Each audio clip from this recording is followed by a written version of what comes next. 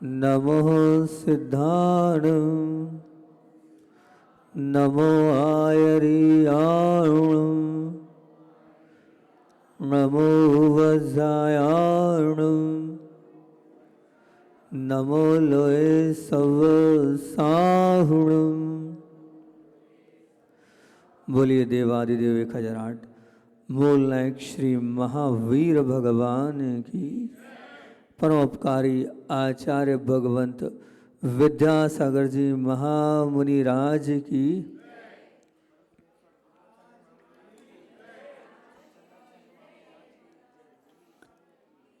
जो छोड़ता है वही संसार की दशा और दिशा को बदलकर मोक्ष की महादशा को अपने जीवन का नशा बनाता है। जो छोड़ता है वही संसार की दशा और दिशा को बदलकर मोक्ष की महादशा को जीवन का नशा बनाता है। जब सब छोड़कर ही जाना है, जब सब छोड़कर ही जाना है तो शान और बहुमान को साथ रखकर हम और छोड़ें तो बहुत अच्छी बात होगी। तब सात्विक अभिमान वाला वो जीवन हो जाएगा। जब छोड़ना ही है तो सात्विक अभिमान जब होगा जब हम खुद स्वयं से छोड़ेंगे। जितना छोड़ेंगे उतना ऊपर उठेंगे और जितना पकड़ेंगे उतना नीचे गिरेंगे। इसलिए गिरना नहीं है तो छोड़ना ही जीवन का लक्ष्य बना लो। प्रभु की और गुरु की डोर से जुड़ने के लिए उसके प्रवेश शुल्क को छोड़ना ही है। जुड़ना है ना, प्रभु से जुड़ना है, गुरु से जुड़ना है तो उसका प्रवेश शुल्क क्या है? छोड़ना ही है। यहाँ जमा कराना होगा। क्या जमा कराना होगा? प्रभु और गुरु के दरबार से अगर जुड़ना है तो प्रवेश शुल्क जमा कराना होगा, छोड़ना। गजपंथा वालों, हम दोनों से जुड़ना चाहते हो तो छोड़ने की तैयारी से ही आना, तभी जुड़ पाओगे, नहीं तो नहीं जुड़ पाओगे।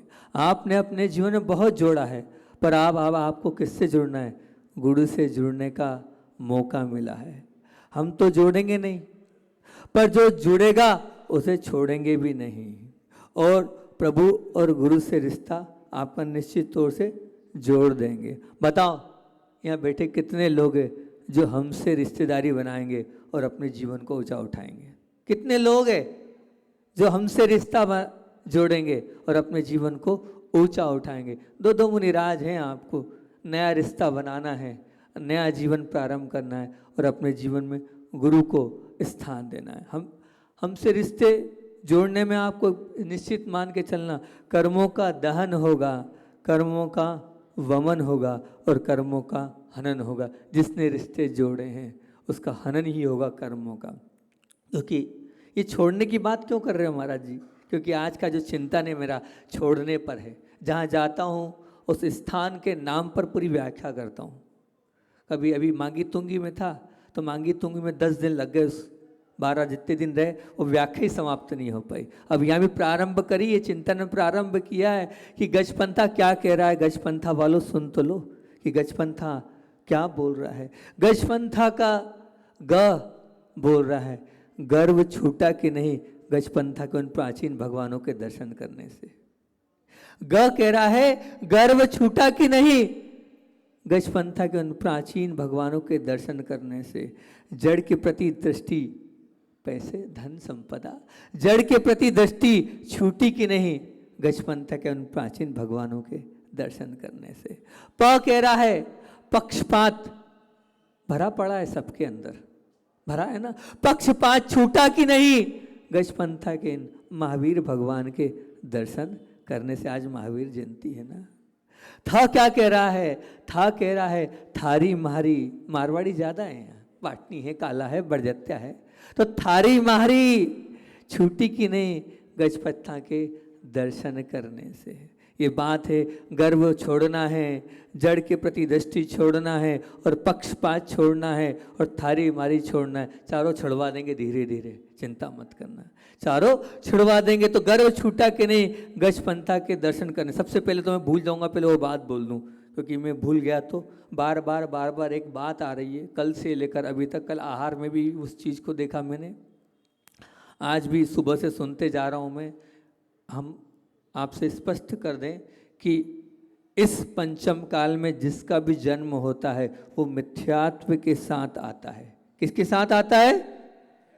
तो जो मिथ्यात्व के साथ आता है उसका जन्म महोत्सव नहीं बनाया जाता है। बार बार अवतरण दिवस बोला जा रहा है। अवतरण दिवस महावीर भगवान का है। अगर हमारा दिवस मनाना है तो आप क्या बनाना? दीक्षा कल्याणक बनाना। जन्मोत्सव नहीं मनाया जाता। आचार्य संघ में गुरुदेव कभी भी आज तक कभी शरद पूर्णिमा, आप लोग बोलते जरूर, लेकिन गुरु मुख से कभी हमने शरद पूर्णिमा मनाने की बात नहीं है। इसलिए बार बार ये जन्मोत्सव या अवतरण दिवस ना बोलें तो ज़्यादा अच्छा रहेगा, क्योंकि मिथ्या दृष्टि का पर्व है वो, है ना।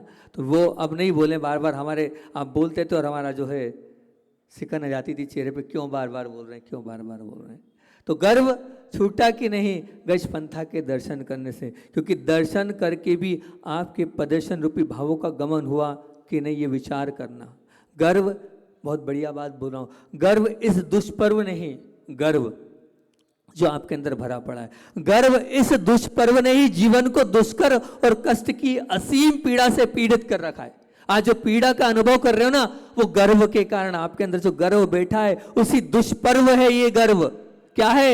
ये दुष्पर्व है। क्योंकि इस गर्व के कारण, जैसे पर्व में आप महोत्सव बनाते हो, ऐसे इस दुष्पर्व में आप महोत्सव बनाते हो। लेकिन ये पर्व आपके जीवन को दुष्कर कर देगा, कष्ट में डाल देगा, असीम पीड़ा को देने वाला, कठिनाइयों से भरा जीवन दिलाने वाला, ये क्या है? आपको पीड़ा से पीड़ित करने वाला आपके अंदर बैठा गर्व है। सबके अंदर बैठा वो गर्व है, और गजपंथा वालों को उस गर्व को ही छोड़ना है। गर्व रूपी वर जिसके पास है उसका सब कुछ हरण होना है। उसके चरणों में निराशा का ही दास वो बनता चला जाएगा जिसके पास गर्व का वर है। इसलिए उस गर्व के वर को छोड़ना है, तभी आप अपने निराशा भरे जीवन में आशा करोगे। गर्व किस पर कर रहे हो आप? संपदा पर, रूप पर, कला पर, किस पर? धन पर, पद पर, बल पर, बोलने की कला पर, ज्ञान पर, अपने परिवार पर, पति पर, पत्नी पर, बच्चों पर। ये सब गर्व आपके अंदर के धर्म के मर्म को गमन कराने वाले हैं। इतने गर्व हैं, ये आपके अंदर जो धर्म है उस धर्म के मर्म को गमन कराने वाले ये गर्व है। इसलिए गर्व को छोड़ना पड़ेगा। और ऐसे प्राचीन और सिद्ध भूमि जहाँ साध, बलभद्र और गजकुमार आदि ऐसे 8 करोड़ महामुनिराज संसार के समस्त गर्व को छोड़कर मोक्ष से जिन्होंने नाता जोड़ा, उस स्थान पर आकर भी अब हमारा गर्व से नाता नहीं टूट रहा है। बताओ कितनी बड़ी विडंबना है। जिनने सब गर्व छोड़कर यहाँ आया, अब वो उसके बाद भी नहीं छूट रहा। तो वो जो बलभद्र थे, गजकुमार मुनि थे, उनके पास क्या रूप था, क्या संपदा थी, क्या शरीर था, क्या ऐश्वर्य था, क्या धन था, क्या वैभव था। आपके पास कुछ नहीं है कासलीवाल जी, राहुल भाई, कुछ नहीं है, कुछ भी नहीं है, कुछ भी नहीं। उनके जैसा कुछ नहीं है। गर्व मत करना। गर्व करोगे तो गजपंथा के दर्शन नहीं किए आपने, भगवान के दर्शन नहीं किए। गर्व करना तो इस पर गर्व करना कि हमारा पुण्य है कि हम सिद्धों की भूमि पे, साधकों की भूमि पे, आराधकों की भूमि पर, पावन, पवित्र और मंगलमय बनाने वाली इस परम धरा पर वंदन करने का, नमन करने का, भक्ति करने का सौभाग्य मुझे मिल रहा है। संसार को महान और सौभाग्यशाली मानना कि आप उस सिद्ध भूमि पर जन्म लिया और सिद्ध भूमि पर रहने का मौका मिला। कितना बड़ा सौभाग्य है, उस पर गर्व करो। ये सात्विक अभिमान पाप के फरमान को दहन करने वाला होगा। ये मान के चलना, ये सात्विक अभिमान कहलाएगा जो आपके पाप को दहन करेगा। बिल्कुल मान। इस युग के महान, निश्चल, उत्कृष्टचर्या के धारी, उग्र तपस्वी, यहाँ तक कि मूलाचार और समय सार के सार को जीवन में तारने वाले ऐसे महान चरित्र चक्रवर्ती आचार्य शांति सागर जी महाराज के 2 चतुर्मास इस स्थान पे हुए हैं। 2 चतुर्मास इस स्थान पे हुए हैं। यहाँ पर चारित्र चक्रवर्ती पद भी यहीं आप लोगों ने उनको दिया। ऐसी भूमि में आपका जन्म हुआ है और यहाँ रह रहे हो, फिर भी गर्व नहीं छूट रहा है। बताओ, यहाँ सन 1972 में आचार्य सुधर्म सागर जी की संलेखना हुई थी।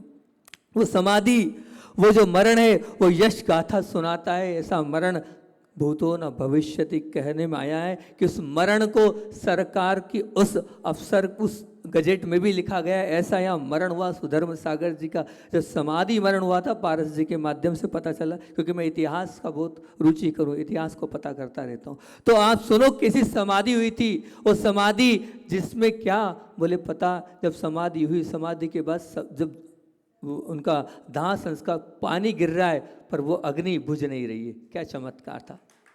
2 सर्प आए, परिक्रमा लगाई, कहाँ से आए थे और लुप्त हो गए, क्या चमत्कार था। जब रात्रि का समय था, बिजली चमकी, बताते हैं वहाँ से देवलोग आए थे और देवलोग आकर परिक्रमा लगा। ऐसी समाधि स्थली है, ये है गजपंथा, जहाँ 23 बताते हैं ऊपर 23 ही तीर्थंकर है, 24 में नहीं है। मतलब ये जो क्षेत्र है ये पूर्व का है, महावीर भगवान के भी पूर्व का है। और वैसे भी श्रेयांसनाथ भगवान से मल्लीनाथ भगवान तक 7 बलभद्र हुए। मतलब आप मानना कैलाश पर्वत और शिखर जी के बाद इस क्षेत्र का नंबर आता है। इतने प्राचीन क्षेत्र पर आप रह रहे हो, कितना प्राचीन क्षेत्र है ये, सोचो। तीसरे नंबर का क्षेत्र है यहाँ, क्योंकि 7 बलभद्र को देख लो आप, श्रेयांसनाथ से मल्लीनाथ तक आएंगे, बाकी 2 बलभद्र हुए, वो मांगी तुम किसी हुए। ऐसे प्राचीन क्षेत्र पर भी अगर आप लोगों की विशुद्धि नहीं बढ़ रही है तो फिर क्या होगा। अब हालांकि समय कम है और आपको इस गर्व को तो छुड़वा दूंगा, चिंता नहीं करना है, तब बोलूँगा अभी गर्व ही गर्व पर, अंदर का गर्व भी छूट जाएगा, जड़ के प्रति दृष्टि भी आपकी छुड़वा दूंगा और आपका पक्षपात भी छुड़वा दूंगा, थारी मारी भी छुड़वा दूंगा। पर अभी हाल यहाँ पर जो लोग हैं, आज उन लोगों के लिए भी बोलना बहुत जरूरी, जो घर को, दुकान को, परिवार को और सबको त्याग कर अपने वर्तमान को और भविष्य को उज्जवल बनाने के लिए साधु सेवा में रत हैं। ऐसे लोग, उनके सम्मान में पहले एक छोटी सी कविता से प्रारंभ करूंगा कि उत्साह को एक शब्द कहने में मात्र एक क्षण लगता है, उत्साह को एक शब्द कहने में मात्र एक क्षण लगता है, और बह रहे आंसू को पोंछने में मात्र एक क्षण लगता है, मदद के लिए हाथ बढ़ाने में मात्र एक क्षण लगता है, समझने का प्रयास करने में मात्र एक क्षण लगता है, मित्र और अच्छे मित्र बनाए रखने में मात्र एक क्षण लगता है, किसी टूटे हृदय को जोड़ने में मात्र एक क्षण लगता है, किसी का दिन संवारने में मात्र एक क्षण लगता है, अपना कल्याण करने में भी मात्र एक क्षण लगता है। पर जिन्होंने प्रत्येक क्षण को अपने कल्याण और दूसरों की सेवा में लगाने का जुनून बनाया है, उसका तो कहना ही क्या है, उसका तो कहना ही क्या है। ऐसे हमारे बीच में जो पाटनी जी इतनी उम्र होने के बाद भी सेवा के लिए अपनी पूरी ताकत लगा देते, सेवा के लिए जुनून बना रखा है उन्हें, गुरुओं की सेवा, गुरुओं के प्रति भक्ति। ऐसे वो हरदा वाले पाटनी जी इतनी वृद्ध अवस्था में भी उनके लिए विशेष आशीर्वाद है कि रात दिन वैयावृत्ति में लगे रहते हैं। और उन्हीं का साथ देते हुए जो उनके जोड़ीदार हैं जय कुमार जी, जो पैदल भी चलते हैं और साथ में जब पहुँचते हैं सबके भोजन की व्यवस्था संभालते हैं और प्रेम के साथ, वात्सल्य के साथ भोजन, नाश्ता आदि और मनोहार के साथ वो भोजन कराते हैं। ऐसे जय कुमार जी, और इस बार तो जय कुमार जी के साथ देने के लिए उनके बड़े भैया मदन लाल जी भी आ गए। थोड़ा बैठ जाओ 5 मिनट, जल्दी नहीं करो, बैठो 5 मिनट। और इस बार जय कुमार जी का साथ देने के लिए उनके बड़े भैया मदन लाल जी भी आ गए। ऐशो आराम का जीवन जीने वाले, कष्ट और प्रतिकूलता वाले बिहार में भी उनके चेहरे की प्रसन्नता साथ इतने दिन निकले। हमारे साथ और बाबू भैया भी लगे रहे, सदैव तत्पर रहे, पैदल बिहार में सबसे आगे रहे। हमारे समाधि सागर जी पूज्य महामुनिराज बड़े महाराज जी, उनकी पूर्वावस्था के भतीजे गोलू भैया, वो भी बहुत ही सरल और समता की प्रतिमूर्ति है। उन्होंने भी पूरा बिहार पैदल कराया, साथ साथ चलकर कराया। एक बार चले गए थे घर, पर मन नहीं लगा। और मन कैसे लगेगा, मन तो यहाँ लगाया है तो वहाँ कहाँ से मन लगेगा। 3 घंटे में घर से वापस आ गए कि नहीं महाराज जी मन नहीं लगा, अच्छा नहीं लगा, तो आ गए। हमारे साथ धुलिया वाली दादी भी थी जो शरीर से अस्वस्थ थी पर मन से गुरु की सेवा में लगी थी। शरीर की अस्वस्थता नहीं होती है, उन्होंने तो आत्मा को पकड़ लिया था। वो शरीर की अस्वस्थता में पूरी वृद्ध अवस्था में पूरा बिहार उन्होंने कराया। और एक और जो मनावर वाले हैं उठ के जा रहे थे तो हमने कहा उनको बिठा दिया, वैसे बिठाते नहीं, अब वो जा रहे तो मनावर वाले जिनकी सेवा की भावना, वैयावृत्ति की उत्सुकता और समर्पण भक्ति बहुत कम देखने को मिलती है। 1-2 घंटे नहीं, 24 घंटे उनके मन में सेवा के भाव रहते हैं। 24 घंटे शायद सपने में भी यही दिखता है कि दोनों महाराज की आर अच्छे से हो जाए, सपने में भी यही चलता है। एक दिन तो बोले महाराज आप ध्यान कराते हो शाम को, पर वो याद आ जाता है कुछ चोखे का, उसके लिए कोई तरीका बताओ। मैंने कहा वो तो आपका जुनून है, वो हट नहीं सकता। जिसकी जहाँ वृत्ति होती है, जहाँ समर्पण होता है, वो दिन रात चलता है। हम दोनों में से किसी भी महाराज को थोड़ी सी कमी हो जाती है तो उनके चेहरे की जो प्रसन्नता है वो समाप्त हो जाती है, उनका पूरा दिन खराब हो जाता है। ऐसा जुनून है, धन्य ऐसे लोग जिनका तन, जिनका मन, जिनका धन गुरु के प्रति समर्पित हो और दिन रात अरनिज जो गुरु सेवा में लगे रहते हैं। ऐसे ही कासलीवाल जी पति पत्नी दोनों ही सेवा में लगे रहे, मांगी तुंगी से वो चल रहे हैं। सिरसाला वाले हमारे अमित भाई ने भी गुरु चरणों से जुड़कर अपना जीवन धन्य किया है। और साथ में एक ऐसा व्यक्तित्व दीपक भाई के लिए शब्दों से नहीं कहा जा सकता, उस भाई के लिए बिल्कुल शब्दों से वर्णन नहीं किया जाता। उसकी भक्ति ऐसी है, सेवा ऐसी है, शायद ही कोई कर सकता है। कब किस समय क्या करना है, कैसे करना है, यह तो वही जानता है। और वो तब पता चलता है जब समझ में आता है, जब वो नहीं रहता है तो समझ में आ जाता है कि दीपक नहीं है, अब काम नहीं हो सकता है। ये समर्पण है, ये भक्ति है। जे नहीं होने के बाद भी पूरी भक्ति के साथ करता है। हे जिनवाणी चैनल से उसे क्या मतलब हमारी सेवा से लेना, कहाँ पाटा लगाना, क्या करना है क्या नहीं करना, उसका तो काम सिर्फ आधे घंटे पौन घंटे का। लेकिन 24 घंटे सेवा में लग्न जो लोग चल रहे होंगे उनने देखा होगा किसी भक्ति में संलग्न रहता है। और एक व्यक्तित्व जो आज नहीं है, चाचा सागर वाले, जो पूरे बिहार में थे लेकिन कारणवश जाना पड़ा। उनकी व्याख्या मैंने करी थी अभी रास्ते में। 4 गुण उनके बताए थे। वो 4 गुण अगर आप लोगों में आ जाएंगे ना तो आप भी महान बन जाओगे, क्योंकि सब लोगों ने उनके जाने के बाद याद किया। भैया वो कोई जाने नहीं दे रहा था, तो मैंने 4 गुण बताए थे कि क्यों याद किया जा रहा है उनको। क्योंकि हृदय की कोमलता, पहला गुण था उनके हृदय की कोमलता, दूसरा गुण था मन की सरलता, तीसरा गुण था स्वभाव की शीतलता और चौथा गुण था वचन की मधुरता। ये 4 गुण उनके अंदर थे, चच्चा के अंदर हमारे ब्रह्मचारी जी हैं सागर के बल्लू भाई। हृदय की कोमलता आ जाएगी तो कल्याण हो जाएगा, मन की सरलता, स्वभाव की शीतलता और वचन की मधुरता अगर आ जाएगी तो निश्चित तौर से मान के चलना आपको भी आपके जाने के बाद याद किया जाएगा कि भैया वो नहीं है तो कुछ नहीं है, उनको बुला लो, बस वो रहें तो सब कुछ हो जाए। ऐसी हमारी सोनगिर की 2 माताएं हैं जिन्होंने आप लोगों को समय समय पर सबके आने पर भोजन की, नाश्ता की, गरम गरम व्यवस्था आपकी खातिरदारी करिए। मांगी तुंगी वाले बिहार में भी, उसके पहले पारोला वाले बिहार में भी जब बुलाते हैं, जब सेवा में दोनों माताएं आ जाती है। और हमारे बिहार के रथ को चलाने वाले ऐसे सारथी, कृष्ण की भूमिका को निभाने वाले हमारे सचिन भाई, सुनील भाई और नीलेश भाई की सेवाएं भी अनुकरणीय है। अजैन होकर भी जैनों से अधिक समर्पण इन लोगों के अंदर मैंने देखा। ये तो काम ये करे वो करे, लेकिन वो बोलते थे हमें करना है। वो ये कह रहे थे कि अगर काश हम जैन होते तो पानी चौके का हम भर के लाते, ऐसा सौभाग्य हमारा होता। तो ऐसे भाव थे उन भाई लोगों के, हमेशा लगे रहे। उसी प्रकार धर्मा भाई, जो नाम है धर्मा, ऐसा नहीं काम भी धर्मा है, बिल्कुल साथ साथ चलता रहा। हर कल भी देखा हमने, बैग बहुत भारी था, गलती हो गई कि बैग ऊपर इतना भारी, धर्मा भाई से बोला भैया रख दे, अरे नहीं महाराज जी पूरे ऊपर इतना भारी बैग लेके चलता रहा। ऐसा समर्पण है। ऐसे गणेश भाई भी हैं, उनकी भक्ति, उनकी सेवा में भी उन्होंने कोई कसर नहीं छोड़ी। और एक और व्यक्तित्व है, उनके लिए कहना चाहिए कृतज्ञ हृदय। कृतज्ञ हृदय मतलब जो दिए बिना नहीं रह सकता। कृतज्ञ हृदय जो दिए बिना नहीं रह सकता। कोमल हृदय जो देकर ही रहता है।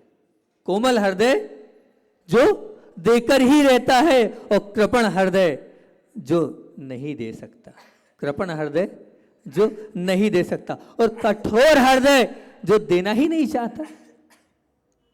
जो कठोर हृदय वो जो देना ही नहीं चाहता। आपको 2 हृदय जो है वो ऊर्ध्व गति को गमन कराने वाले हैं, और जो 2 हृदय हैं वो नीचे की ओर गमन कराने वाले। ऐसे हमारे फरीदाबाद वाले हैं जो अभी यहाँ नहीं है, लेकिन ये पूरी व्यवस्था जब मांगी तुकी में शांति धारा कर रहे थे तो उन्होंने कहा महाराज जी ट्रस्ट कमेटी पैसा नहीं देगी, जितना धन लगेगा बिहार में सबका धन खर्च पूरा कौन दूंगा, मैं दूंगा। क्योंकि वो कौन है, वो कौन से वाले हृदय हैं, वो कृपण हृदय हैं। और जो और कोमल हृदय हैं, कृपण हृदय और कोमल हृदय वाले ऐसे महान कार्य कर सकते हैं, उनकी ऊर्ध्व गति होती है। और जो कैसे जो कृतज्ञ और कोमल हृदय वाले और जो कृपण और कठोर हृदय वाले होते हैं वो ऐसा कार्य नहीं कर सकते, उनकी गति तो नीचे की ओर होती है। और अंत में सबसे अंत में यही कहूँगा कि सबसे महत्वपूर्ण व्यक्तित्व जिन्होंने हमारी साधना और सेवा में और विनय में समर्पण के साथ प्रत्येक क्षण हमारी अनुकूलता बनाई। हमारे महाराज जी संदान सागर जी महाराज जी हैं, वैयावृत्ति की सद्भावनाओं के साथ हमारी अनुकूलता हमेशा बनाते चले गए। जैसे हमारे पूज्य संदान सागर जी महाराज जी, सभी लोगों ने अपने अपने अनुकूलता से सब कुछ किया। महाराज जी ने बोला कि हम बोल देते हैं, लेकिन जब भी कुछ महाराज जी ने बोला है, कुछ किया है, तो आपको कुछ ना कुछ सिखाने के उद्देश्य से ही बोला है, कुछ आपको अच्छा जीवन में जाए इसीलिए बोला है। उसमें आप लोग कभी गुस्सा तो नहीं, किसी को ऐसा तो नहीं लग रहा कि महाराज जी ने क्यों बोल दिया? मेरे हिसाब से ऐसा तो किसी को नहीं लगता होगा, है ना। हमारे महाराज जी भले ही बाहर से कठोर हैं, लेकिन अंदर से कैसे हैं? नारियल की भांति नरम है। और जो ऐसा व्यक्तित्व होता है वही महान होता है। बाहर से जब तक कठोर नहीं बनेंगे तब तक आप सीखेंगे कैसे, आपने जीवन को ऊंचा कैसे उठाएंगे। समय हो रहा है, महाराज जी को भी आहार पे उठना है, गर्व की बात है, तो वो गर्व की बात हम आपका गर्व छुड़वाएंगे, आने वाले समय में छुड़वाएंगे। बोलिए आचार्य भगवान विद्यासागर जी महामुनि राज की।